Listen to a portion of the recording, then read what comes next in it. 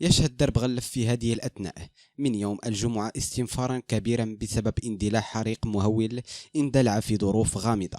وحسب المعطيات المتوفرة انطلق الحريق من محل بيع التجهيزات الكهربائية قبل أن ينتشر ليصل إلى محال مجاورة، كما أصيب صاحب المحل بحروق خفيفة في وجهه، وتسبب في احتراق 6 محلات في السوق وإتلاف ما بداخلها من سلع. وقد تسبب الحريق في استنفار لأصحاب المحلات بالإضافة لرجال الأمن والوقاية المدنية الذين سارعوا الزمن من أجل تطويق الحريق.